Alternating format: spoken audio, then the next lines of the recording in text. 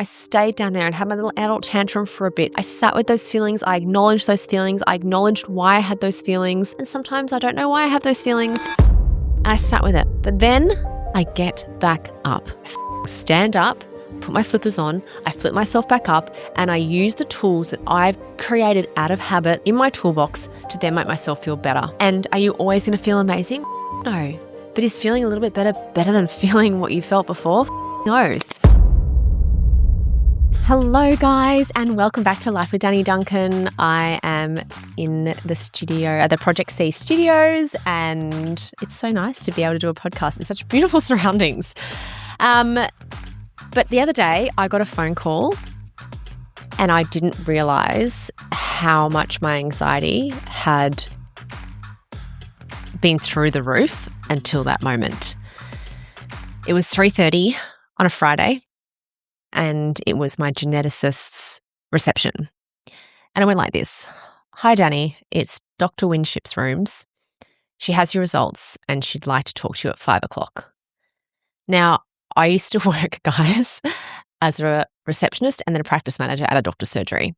And the only reason that we would call people to come in same day was if things were bad. Now, granted, I had got my tests done 6 weeks prior to this, and I got told it was going to take 12 weeks for them to come back. These are my genetic testing results. So my appointment was not actually until the 26th of May. These results were going to tell me whether the gene mutation that was in my tumor was actually genetic and that I would then be at risk to other cancers. And so you can imagine the anxiety when she tells me at 3:30 that the doctor wants to talk to me in an hour and a half. That hour and a half was the longest hour and a half of my life. At the time, Chris I think he was at a meeting or he wasn't in the house. I had the kids. Actually, maybe he was off getting the twins. He wasn't in the house. I had London and Harper playing on the deck. And I just looked over at them. And the things that went through my head, London's not going to know who I am. Harper's going to have to go to therapy. And I just was trying to soak up every single thing about them. I was looking at their skin and their giggles and their little legs running around. I just didn't want to think that I wasn't going to be able to see those legs grow up. And I started thinking about Chris and thinking, I just hope he chooses someone that loves him for who he is, that supports him, that loves our kids. Like the things going through my head, guys, they were wild. The thoughts were wild. That hour and a half was so anxiety inducing. And even he said, I called Chris and I said, I've just got a call from my geneticist's office. They've got my results and they want to speak to me in an hour and a half. And he's like, did they say anything else? And I was like, no. And I was like, babe, I don't want to be. And even he said, he goes, God, he says, that's hard. I said, when I was working in healthcare, babe, there's only one reason we called people same day. And that was if it was bad. Like they needed to either get to the hospital, or they needed to get to the pharmacy, they needed to do something before the weekend was out to ensure that their health stayed okay. I was like, holy shit. So he comes home, he's like, you okay? And I'm like, not really. I was like, the pressure on my chest, if you've ever had anxiety before, the pressure on my chest was immense. And in that moment, I actually didn't realize how much I'd been holding on to all that anxiety as well. But anyway, we had dinner with the kids. I think I dished it up early and I didn't eat because I was like, I can't eat. I went and set up the laptop in our bedroom and we jump on at 5 o'clock and she's like, hi. And I'm like, hi, like fucking get to the point, bitch. You know, when you're like, just fucking tell me what's wrong.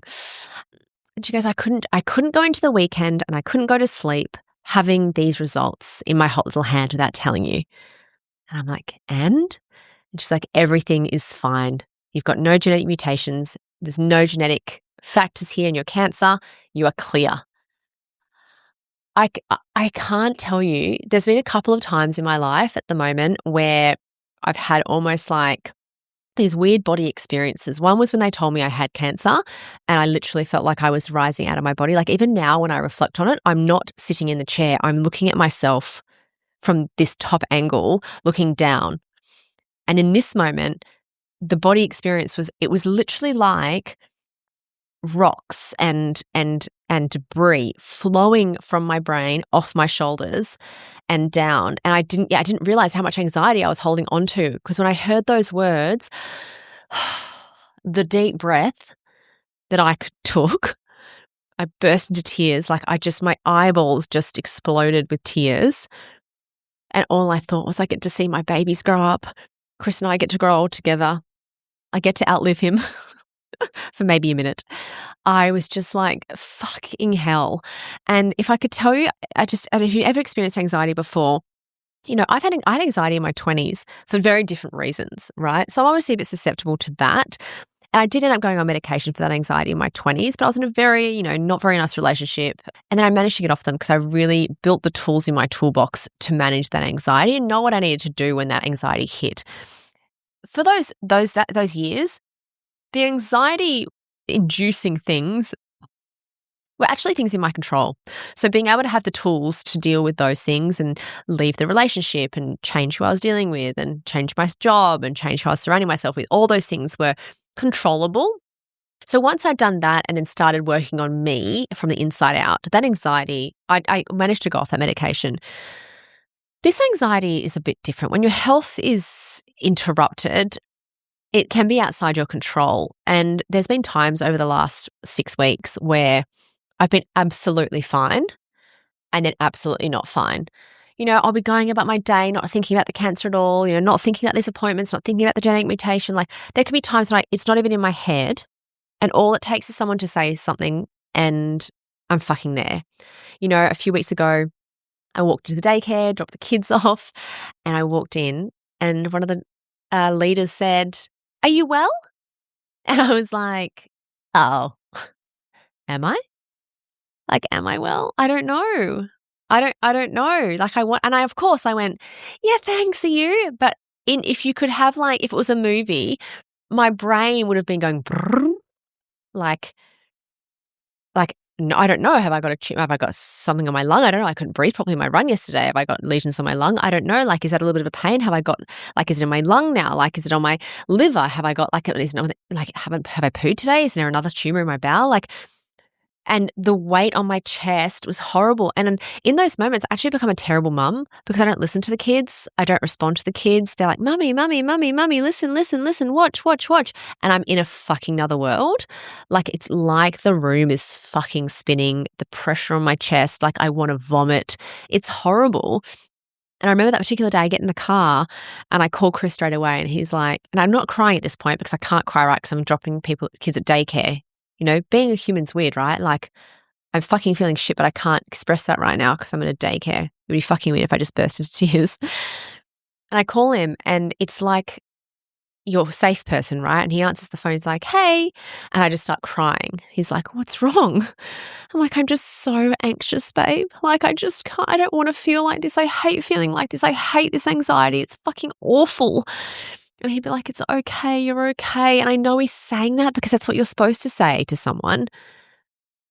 But he knows, and I know, that necessarily isn't true, especially in that moment. Was I okay? We didn't know. And these moments, I reckon I had about 5 or 6 of these episodes over the last 6 weeks since I found out I had this gene in my tumor. It's called the BRAF V600E or BRAF V600E. It's a fast-growing mutation that is uncontrollable.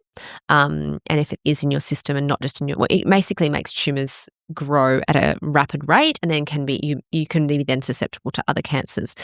I now know it was just something that was in my tumor specifically and not in my body, which is great, but then it makes me question other things. Anyway, I digress. So I've had about 6 of these moments. Now, there's a couple of things here. Old Danni, when I got anxiety in my 20s, my call to action was drink wine, go out. I hope Chris isn't listening. When I'd left my ex-husband, it would be like, go and find a man to like make you feel better. All these negative, poor response mechanisms. It would be go and have like McDonald's, go and eat a pizza, go and do some drugs, like whatever it was. If I got to those moments of feeling shit, my brain almost went, fuck it. Like, fuck it. If I feel shit anyway, let's go fucking mess shit up. Like that mentality, like so mentally deranged. like mental health issues, guys, like this, like not okay. And I remember thinking at the time, those moments in my late 20s, early 30s, and being like, something like, you're not okay. You're not okay, Dan. You know, like this response mechanism isn't okay. And spiral myself down, down, down, down, down, you know. However, over the last 10 years or 9 years, 10 years, when did I met Chris? 10 years ago in November, Chris and I met. 10 years. So when I was 31, so I'm turning 41 in August. I have built up tools over the years so that when anxiety hits, when frustration hits, when you're feeling down, I actively spiral myself up. I do things that make me feel better. I have created a habit, and it's taken years to be good at this. I do things that make me feel better. After that day I cried in the car to Chris, the first thing I did, even though I had work to do, was I went to go for a run. Parked the car up early, and I got out and I ran. And fuck, it felt good. Those first couple of kilometers, my brain is still going crazy. Like it's thinking about all the possibilities. But then I start soaking in the ocean and breathing in the air. And one foot goes in front of the other. And I start to realize how strong I am and the fact that you're doing this hard thing, even though you feel shit. And before you know it, that anxiety has fallen off my shoulders and I feel so much better. And at the end of the run, I then got those beautiful, happy hormones being released, a sense of pride and accomplishment, endorphin flow, making me feel physically amazing. And I've built this up. And instead of going home and then having chocolate or having a glass of wine or doing all those stupid things I used to do, I go home and I nourish myself. What does my body need? It needs some protein, it needs some plants, it needs some water, electrolytes, all those good things that go into your body to make you feel good. I hug my husband. I see the kids after school. I give them a hug, releasing some of that oxytocin. And I know in life that anxiety is going to come back. You're going to have anxiety. You're going to have moments of worry through all the course of your life. And I get so many questions, Danni, how do you deal with the waiting? Because I agree, the waiting is fucking hard. It's the hardest part. But you have a choice on the actions you take. Always. You always have a choice on whatever action you take, your actions and behaviors. Most people let their mood impact their action and behavior, right? So feeling anxious, reach for a wine. Feeling stressed, eat some shit food. Feeling annoyed or like lethargic, tired, moody, down, I'll go have a nap, right? Don't get me wrong. I love a fucking good nap, but you see where I'm going. It's all a choice. And all those things make you do is feel worse, right? When I get anxious, stressed, worried, I think, okay, what can I do to make myself feel better? Because I don't want to feel like that. I don't want to feel shit at the kids. I don't want to ignore the kids. I don't want to not give the kids what they need because I am in a place of struggle. And let me tell you, that's okay. It's okay to feel like that. It's okay to sit with it. And I do sit with it, which is why I called Chris. I let it out. I let my tears flow. I put my flippers on. I stayed down there and had my little adult tantrum for a bit. I sat with those feelings. I acknowledged those feelings. I acknowledged why I had those feelings. And sometimes I don't know why I have those feelings. And I sat with it. But then I get back up. I fucking stand up, put my flippers on. I flip myself back up and I use the tools that I've created out of habit in my toolbox to then make myself feel better. And are you always going to feel amazing? Fuck no. But is feeling a little bit better than feeling what you felt before? Fucking oath. And this is the thing I think people think throughout life, you're going to have adversity. You're going to have times when shit happens. It's just life. You know, you're never going to coast through life with nothing ever happen. If it does for you, fucking fabulous. But at the same time, without adversity, you don't grow. Without struggles, you can't grow. Without challenges or facing your fears or failing, you cannot see the upside. The only way to see the upside is to see the downside as well.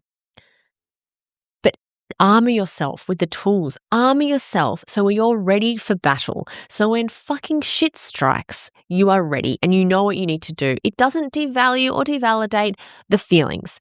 It doesn't mean they're not real. It doesn't mean you can't have that anxiety. Like, we're not here to eliminate anxiety. We're here to manage it when it rears its head so we know what to do to feel better. Because I can tell you right now, that feeling is fucking shit. It is so shit. And I don't want to sit there. I'm okay to have it because then I can appreciate the upside. But don't sit there for too long, guys. Don't sit there and think the worst case scenario. Marie Forleo has this awesome little thing she does. And it's a little exercise. You guys can do it, right? Get a pen and paper. You know, write down whatever scenario it is. Let's say my genetic results. Let's use this. This is a good example, actually. And you write down, what's the best case scenario? Like, what's the best outcome of this conversation? And that's that my genetic results come back and they are all fine, no genetic mutations, great. It's the best case scenario. Okay, what's the worst case scenario? They come back and I have the genes and there is more risk of me getting other cancers and that's not ideal. Okay, so what if the best happen? What's the chances of the best thing happening? Well, I actually don't know anyone else with a genetic mutation. I've heard stories, but I don't actually know anyone personally. So the chances of it coming back, and we also know that I didn't have Lynch syndrome, which came back from my tumor biopsy as well, right? So the chances of it coming back positive are quite high. And what are the chances of it coming back negative? Not that high. There's still a chance though. Let's call it 20-80, right? 80% chance of it being fine, 20% chance of it being bad. There's still a chance. But then out of both of these scenarios, can I control them? And the answer is no. No, I can't control either outcome. And nothing you can do now is going to control it anyway. So you need to just realize that you have to start controlling the controllables. And that is your reaction and your actions to the information you have at the time. And you've gotten through things before and you'll get through things again, and everything is figure outable. But how we respond is going to impact our stress, which is then going to impact our anxiety. And having the tools to instead of letting your mood impact your actions, people feel a mood and then they take action, and it's usually a negative one. You feel a mood and okay, you're feeling tired, you don't go for the run. You feel stressed, so you have a wine. You feel, overwhelmed, so you eat shit food. Do the opposite. And then start to build that habit. Take action first and then let that influence your mood. Yeah? Feeling bored, feeling lethargic, go for a walk. Feeling stressed? Go have a nap. Do something good for you. Go and eat some good food. Go have some fish. Go hug your partner. Go hug your kids. Take action and let your actions and behaviors influence your mood, and watch your mood change. And then watch your behaviors change next time you're put in a situation that is stressful or causing you anxiety. That hour and a half between me getting that phone call and chatting to my geneticist was the slowest hour and a half of my life. And the pressure on my chest was immense. But I didn't wallow. I didn't reach for a glass of wine. I didn't reach for chocolate. I didn't even fall in a heap. I kept moving my body forwards. I did things I knew, I was like, okay, I'm going to have some water. I'm going to go play with the kids. I'm going to make some nice food. I'm going to keep pushing in a positive way because I am responsible for my mood. Whatever you're going through at the moment, if it's stressful, anxiety-inducing, if you're finding it hard, if you're finding it stressful, just take a step back. Focus on the things that make you feel good. Get more sleep, drink more water, eat more whole foods, surround yourself with people that lift you up, focus on the positive. And that doesn't mean that it's not going to come and go. It's not going to say that it's not going to rear its head again. But when you start building habits around those healthy tools, then things get easier. You build that neuroplasticity in your brain, you get stronger, and it gets easier. If you struggle with taking action first, if you find yourself needing more accountability around taking action, if you're finding yourself always doing those behaviors I was talking about, reaching for the wine, reaching for the ultra-processed food, reaching for the takeout, being negative, always looking at the negative side of things, then something like the Vitality Project, which is my group coaching, might help. Accountability and support that fits in with your lifestyle. Making sure we do things every day that create habits around good behaviors. Because sometimes you know what you need to do, you're just not doing it. And having a support system behind you can be the thing that actually gets you going in the first place. The link is in the show notes. Otherwise, please reach out to me on Instagram, danni.duncan_. I'd love to work with you. Catch you later.